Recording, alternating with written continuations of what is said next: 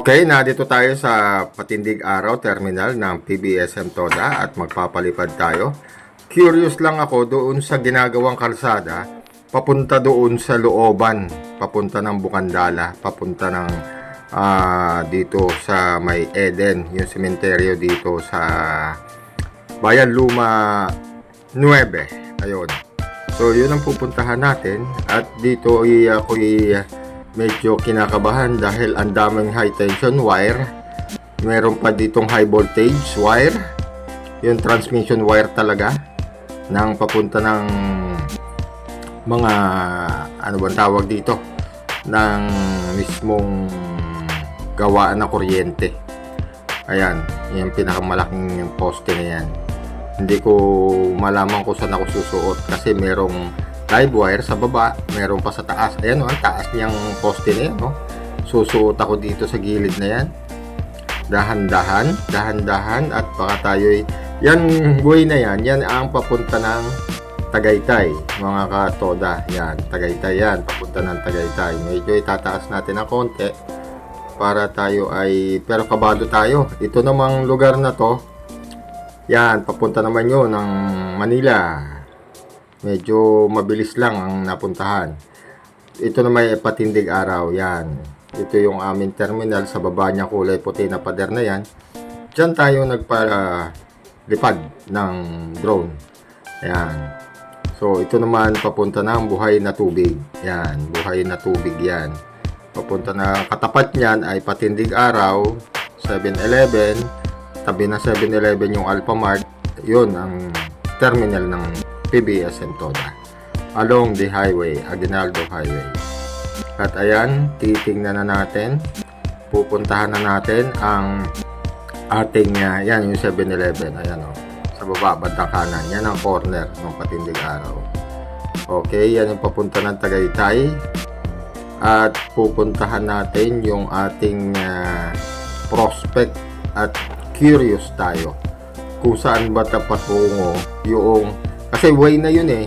Pagka wala may traffic dito sa Patindig Araw, dito yung way na mabisa para tayo ay mabilis makapunta doon sa looban ng papunta ng Malagasang, papunta ng Dasmabayan, papunta ng Bukandala, Lancaster. Yan.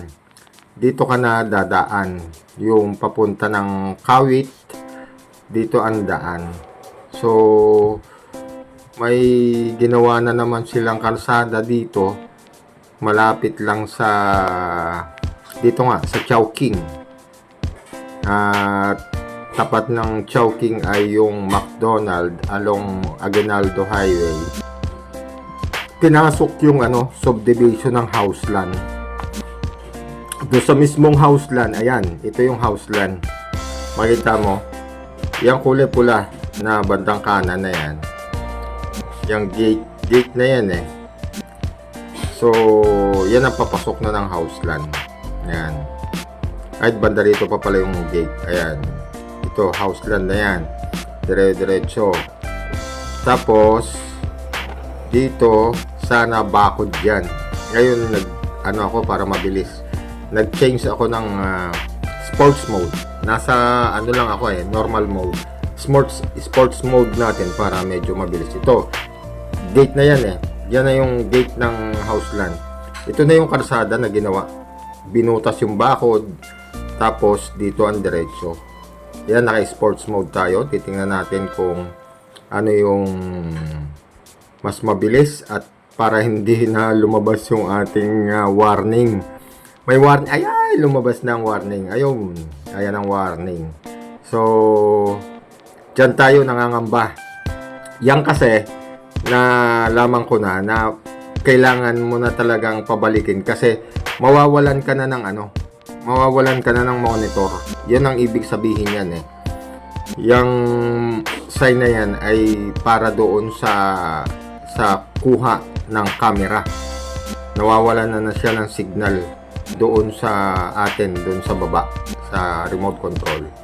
So ayan, ito yung pero yung kalsada na yan, padiretso pa sana yan eh. Papunta pa yan ng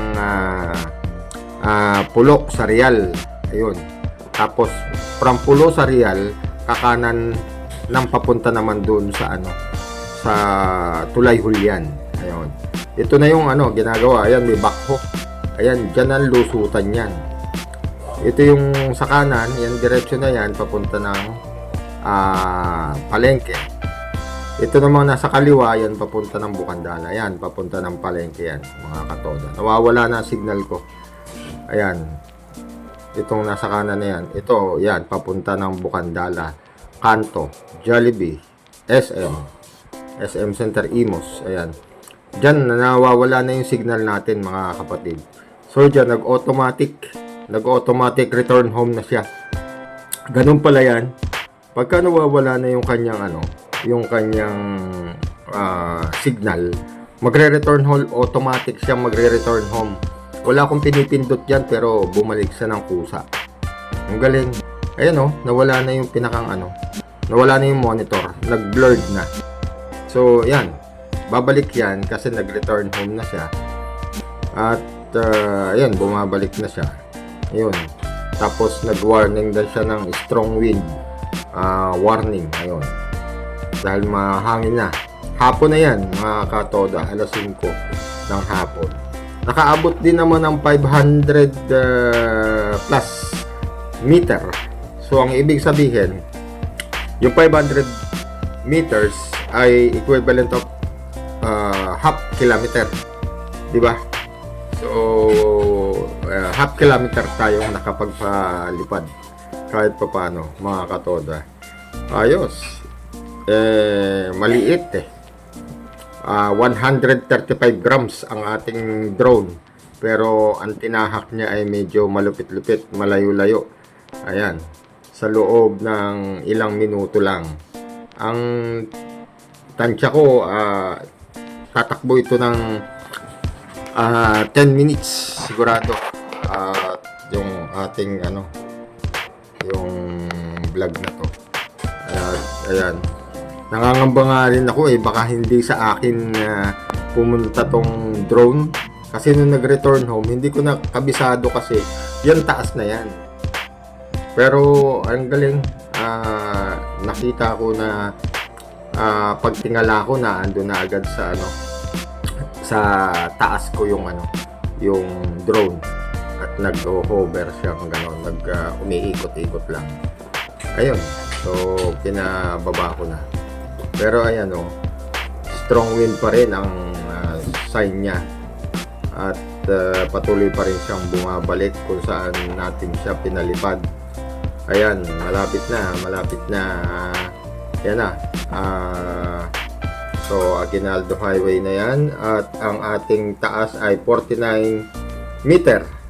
Wow! 49 meters above the ground. Ayan. Okay, 49 meters. At nasa 8, 9 meters, 11, 12, 14 meters ang layo natin doon sa drone mula sa ating remote control. Ayan, bumababa, nagiging 7 meters distance from the remote control. Ayan, 47 ang taas niya, bumababa, mga kapatid. Ayan, at pinindot ko ulit yung return to home dahil hindi ko na makontrol. Ayan, so kusa na lang siyang bumababa at pumupunta, bumababa siya. Ayan at makikita mo dito sa distance ng layo o taas, ayan, bumababa siya. Nagiging 24, 22, 21, 10, 17, 14, 12, ayan, baba na. Okay, andito na tayo. Okay,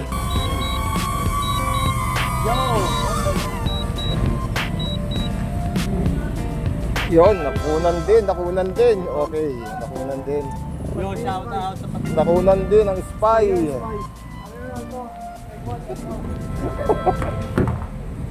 Ito ang kuha niya, Ito ang kuha niya.